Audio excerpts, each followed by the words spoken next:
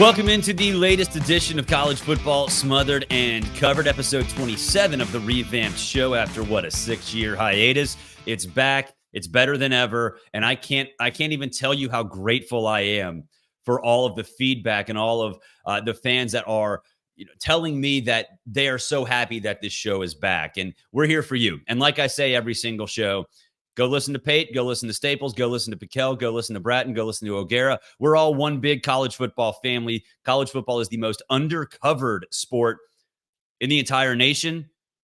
And we're here to fix that. All of us are here to fix that. Yeah, the NBA, it's really covered. It's way over covered. And that's a shame because I think by far college football is more attractive to networks, to fans, to casuals, to everything. So we're here for you. So if you like the show, leave us a 5-star review. Spread the word.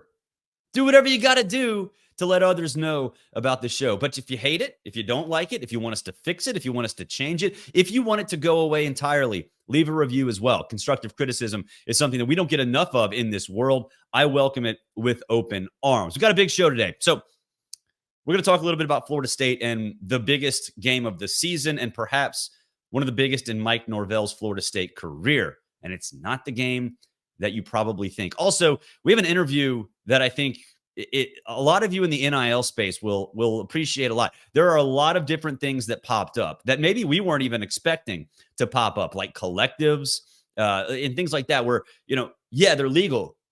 But maybe we thought it'd be mom and pop's truck dealership down the road or a pizza place locally sponsoring these guys. Well, no, it's officially, unofficially pay for play through these collectives. However, TipAPlayer.com is another way for you, the fan, to show your support for your team, individual players, and all of that stuff. We will talk to the founder and CEO of TipAPlayer coming up in a little bit. So if you love your team and if you want to know how you can be part of an NIL, but you're not worth 8 figures yet, stick around. We'll talk about that in about 10 minutes. And then also to finish things off, we will talk a little bit about Alabama. They got a big commitment. And look, it is recruiting season always. We'll talk a little bit about what it means, not necessarily for the roster, but how maybe it calms the nerves of Crimson Tide fans around the world. I'm a partner with BreakingT, and BreakingT does a great job with wearing the moment. That's what they call it, wearing the moment. So in this case, the Milrow Miracle, 4th and 31, it came out hours after the 4th and 31 play that won the Iron Bowl last November. You can get this shirt. Go to BreakingT.com/smothered and covered, BreakingT.com/smothered and covered. Whether it's Alabama, Tennessee, whoever, they have shirts for the entire college football world, whether it be instant classics like this, player partnerships, or legendary shirts like you see with Tom Glavine, with Fred McGriff, all the Brave shirts coming out as well. If you want one of those, by the way, go to BreakingT.com/Barrett. Major League Baseball season's right around the corner. Got to get prepared, right? But it's always college football season. Not to steal a line from Josh Pate, because I've said it for longer than he has. Shh, don't tell him. But there is no off season. So go to BreakingT.com/smothered and covered. You can get this shirt and more. All right. Florida State. I think we all know what happened last year. I think they should have been in the playoff. They earned it. I don't care what happened in the bowl game. I don't care that Jordan Travis got hurt. They win every game. They did exactly what they were asked, and they got screwed. That's ancient history at this point. Because in week 0, started looking up week 0's schedule. Oh, well, look at that. Florida State. They play in week 0, August 24th, across the pond, where there's green and gold. This is the 3rd biggest game in Mike Norvell's career. And why 3rd? Well, the ACC Championship game last year when they finished off an undefeated season. And I would say the LSU game to open up last season. And the reason I say the LSU game is because there was a lot of buzz around Florida State going into that game. I picked them to go to the playoff. I picked Jordan Travis to win the Heisman Trophy. That was before last season. So I think that LSU game was huge. However, the game against Georgia Tech on August 24th, week 0, The third biggest game in Mike Norvell's career, which is odd, right? Which you look at and say, Georgia Tech, I mean, that's not a big opponent. I think Brent Key's going to do a great job there, but it's not there yet. And all of that is true. But this is Florida State, a Florida State team that got decimated by early entrance into the NFL draft, got decimated by graduation. So what's a great coach do? What does a great program do? They replace stars with stars. You don't rebuild, you reload. I hate that phrase, but it's the truth. Like that is the truth. So if DJU comes in out there and lights everybody up, if Mike Norvell comes out there and shows that he's 3 deep at running back, if he shows that he has successfully replaced Keon Coleman, Johnny Wilson, and Jared Verse on the defensive side, to me, that shows that it's an elite program. And maybe not to the level of Georgia, Alabama when Saban was there or whatever, but it shows that Florida State is an elite program. That would be enormous, not just in terms of the race for the national championship this year, but also proof that, hey, maybe they can go out on their own. Maybe this ACC deal is not the biggest deal in the world. It would make them desirable to other conferences, but I think it would make it a lot easier for Florida State to dictate terms to the ACC or whatever in how they go about this conference membership moving forward. That's the business side of all of this.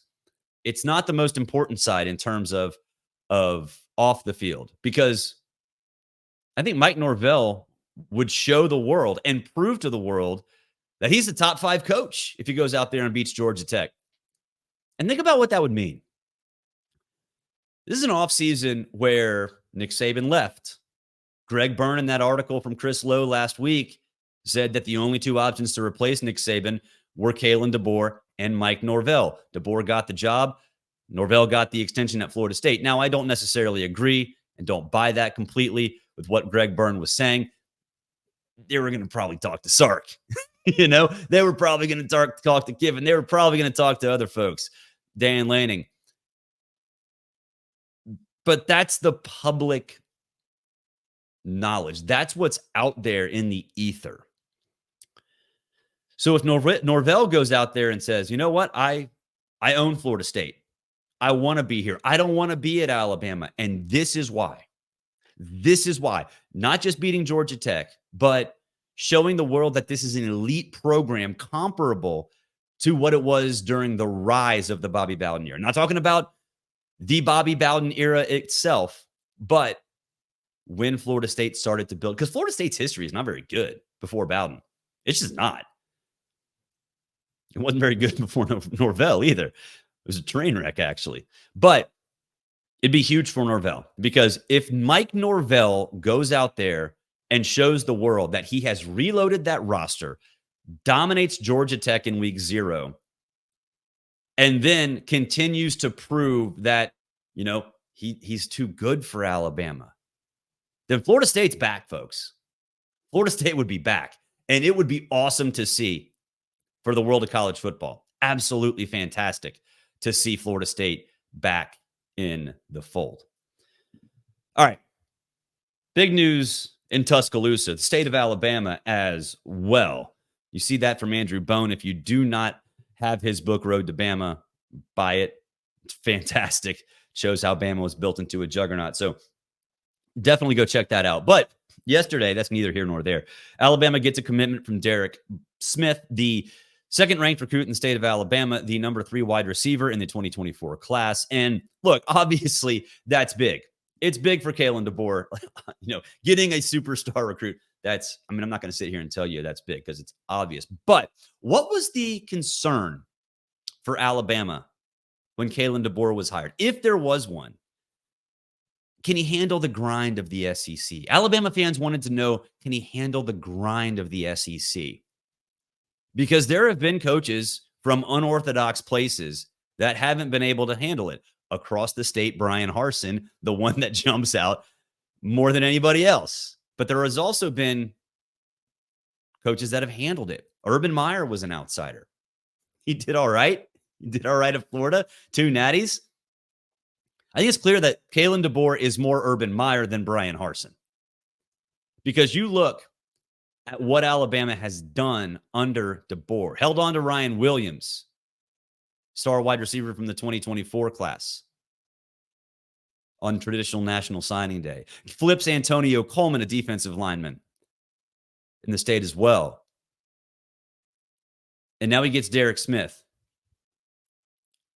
That staff is absolutely killing it. Now, a lot of it has to do with the coaches that he retained, which is phenomenal. Great. Good for him.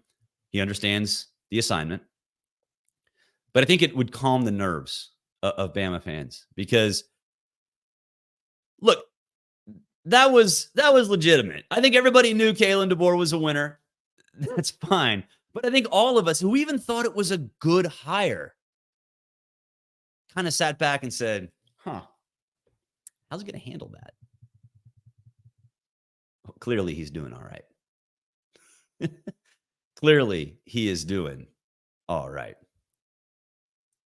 We'll take a break. Coming up on the other side, we will have a conversation with CEO Eric Duncan and founder Travis Richmond. They are two of them big wigs over at TipAPlayer.com. You're going to find out how you, if you're not a millionaire or billionaire, can still contribute to the NIL cause. That's coming up next. Joined now by Travis Richmond and Eric Duncan of TipAPlayer.com, one of the new NIL resources available to college athletes out there. What's going on, guys? How are you? Good. How you doing, man? I'm doing great. This is a segment I've been looking forward to for a little bit because I'm very interested in how things have evolved in the NIL space in a variety of different ways. But you guys have something unique out there that fans can participate in, not fans that are just boosters, massive boosters, but the everyday fan out there. So tell us a little bit about TipAPlayer.com. Sure. Thanks, Barrett. It's great to be on your show and to tell your audience all about TipAPlayer. As the co-founder of TipAPlayer, or TAP, I want to explain to you what we're all about, and that's the players. Our slogan at TipAPlayer is send money, they've earned it, because that's what we think about all Division I athletes. The truth is most college athletes have yet to financially benefit from NIL, and we intend to change that, and here's how. So when you go to our website, TipAPlayer.com, you can search for any player on any team at any school. And when you find that player or team that you're looking for, you simply decide how much money you want to send them and add these tips to your cart like you would on any e-commerce site. And TAP does the rest. Our platform currently features more than 123,000 players representing 24 sports at 360 schools. And the truth is, TipAPlayer is a more efficient way to bring NIL to the masses, namely the average fans and all the players, not just wealthy donors and star players who are ones who are currently benefiting most from NIL.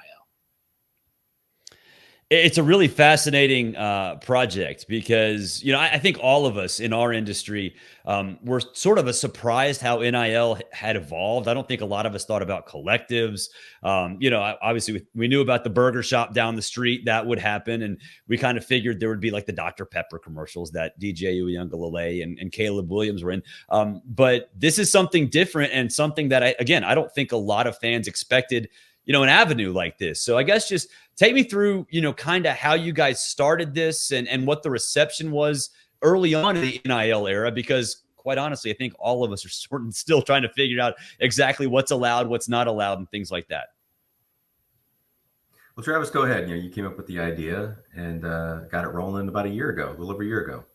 Sure. And Barrett, you're totally right. We've talked to a lot of people and we get some feedback you'd expect from athletic departments and schools. I want to be clear. We're talking to schools. We see them as our partners here. We're all here to help serve the players and help them benefit financially. So it might be easy for Caleb Williams to get a TV deal to endorse something famous. But some of the feedback we got is, how do we get some NIL money for some of the backups, some of the players you don't really know about? And one of the things we're really excited to tell people about with TipAPlayer is when you pick your favorite player and you say you want to send them $10, okay?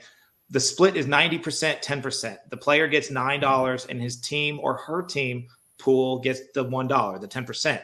And at the end of every month, we cash everybody out once they give us the required deliverable. But the team pool is split equally among all members of the team who've activated their page with TipAPlayer. And that means every time anybody's tipped, everybody eats. And this brings the whole team along, because what you don't want to do is divide a locker room, as you know. This is a common practice in the NFL where the star quarterback might buy a watch for his O-lineman who protected him. So how can we make sure everybody benefits from NIL? And we've established that process at TipAPlayer with this 90-10 split. Yeah, and one thing. Go ahead, Eric. Oh, I'm sorry, but one of the things I think we've noticed, that I've definitely noticed over the past months as we've been building the business is we're really having to change the way people think about NIL and about what they can do with NIL. We're talking to compliance officials, we're talking to students, coaches, athletic officials, and the model has always been every individual has to sign a contract with an athlete to do a deal. And the way we've built the business is a bit different. It's more of a direct-to-consumer crowdfunding model where we do the deals with the athletes, and the athletes get their money from us. They endorse our business, and we source the money from other places. Now, we made sure we had our contracts and everything put together with smart lawyers in mind. They came and helped us out. And so when I've been able to get on the phone with these compliance officials and everyone else, the light bulb goes off. Like, oh, yeah, this works. We can do this fine. You can get to working with our athletes to help them make money. So we're really excited to kind of bring some, a little bit of different thinking into the NIL industry. How did you guys start this in terms of approaching players? Because obviously you mentioned there are 57,000 athletes or whatever it is. And schools across the country, not just Division I football, but, all across every single sport in pretty much every single division. So, what was the player reception like? Were they super excited? I mean, obviously they were super excited about it, but did you have to educate them a little bit about the process itself and how it fits into like this NIL structure? Sure. Well, one of the nice feedback we've got from players, as you can imagine, is players want to earn as much as they can. The challenge in NIL is to get 10 checks. I got to do 10 contracts or 10 appearances, and I've got to do all these other things that take away from my time, which is already extremely valuable and limited, to do the thing I'm actually here to do, which is play for the team. And of course, go to school while we're at it. So when we tell players, you need to think about for a second, when you endorse our company, that's one company, one endorsement. So once a month, our platform requires the players to send us an endorsement that can be very brief and thank us for our product. And in return, we can compensate them.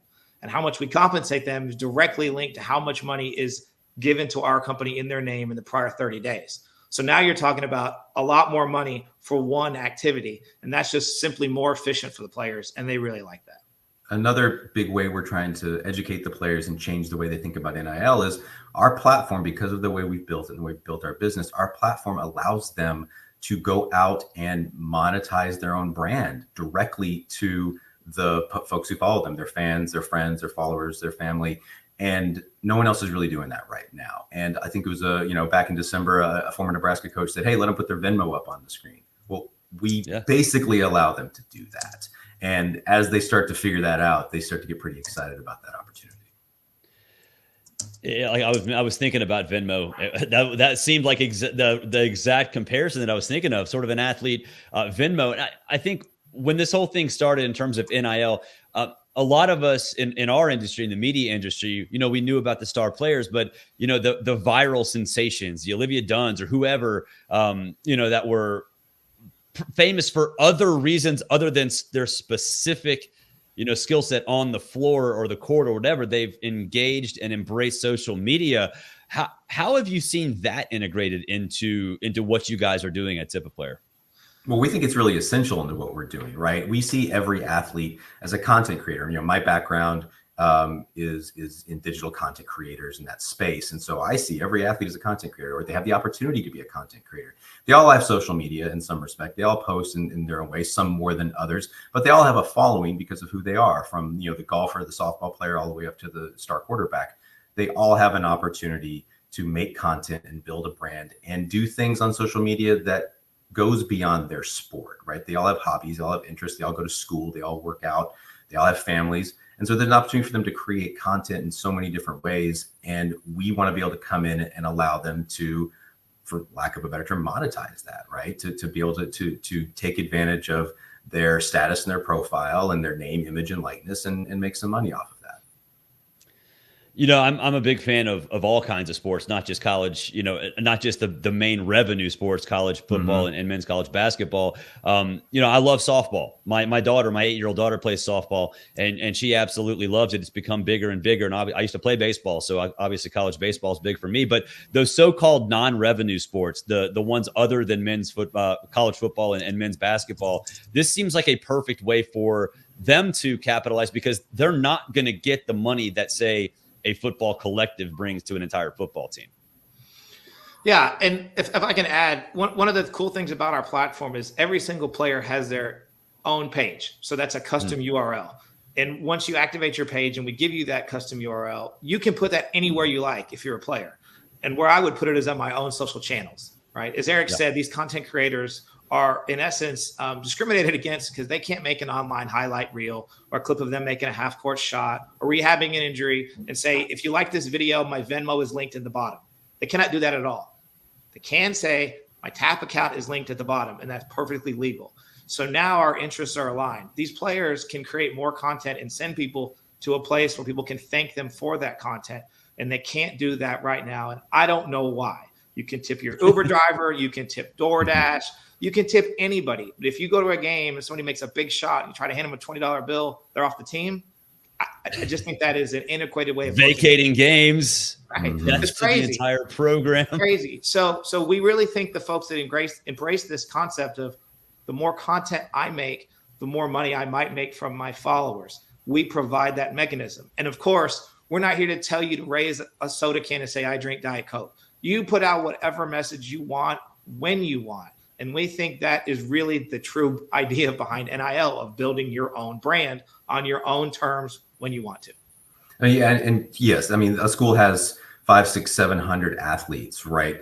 The collectives are not going to find an opportunity for every single one of them. They're trying their best, but they're not going to find an opportunity for every single one of them. And not every one of those athletes is going to have a brand or a business come and knock on their door. And so we want to give every one of them the opportunity to try to earn some extra money. The data we've seen shows that even at high profile sports like women's volleyball, the average volleyball player is not making that much per NIL agreement that they're working with. So, hey, even a few $100 extra a month they could get through us, or more, hopefully, right, would be a big deal to them.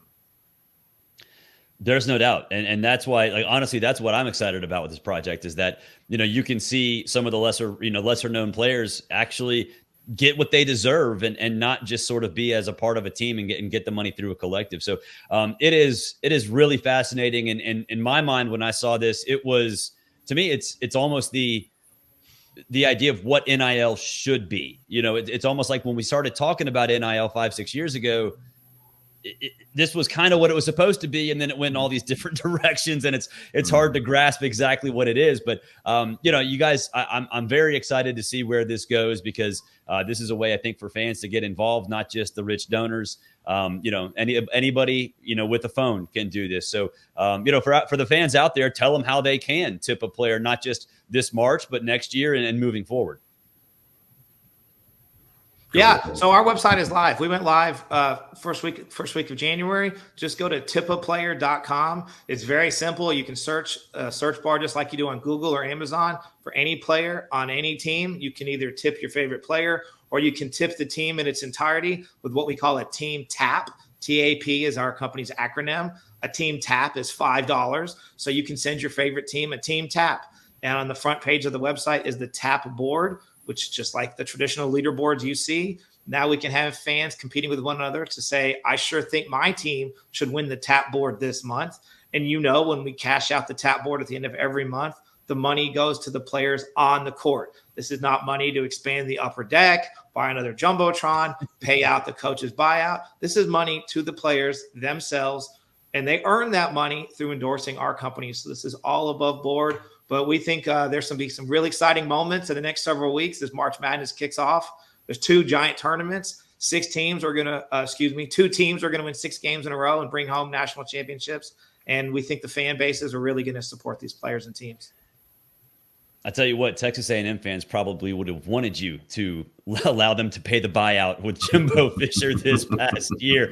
A little pricey. Well, Travis, Eric, appreciate you hopping on. It's a very interesting project, and I hope fans will like it. This, like you said, March is especially big for men's and women's college hoops, and then football right around the corner. So I appreciate you guys hopping on and sharing a little bit about your product. Thank you for having us. Thanks. Love to come back. That'll do it for this edition of College Football Smothered and Covered, except for one thing. We talk about college football all the time, but today is the anniversary of this little beauty. NCAA cancels men's and women's basketball tournaments amid coronavirus outbreak. I have no analysis on this whatsoever. We can go back and redo history.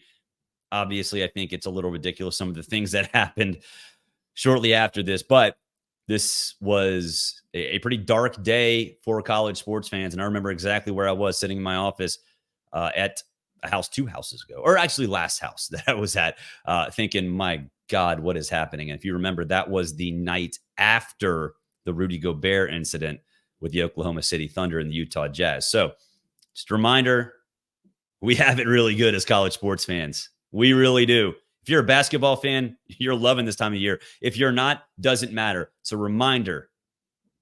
Take advantage of what you have. Appreciate what you have. And that is college football. That's college basketball, college athletics. It's great, man. It's a great part of our sports lives. Have a good Tuesday, everybody.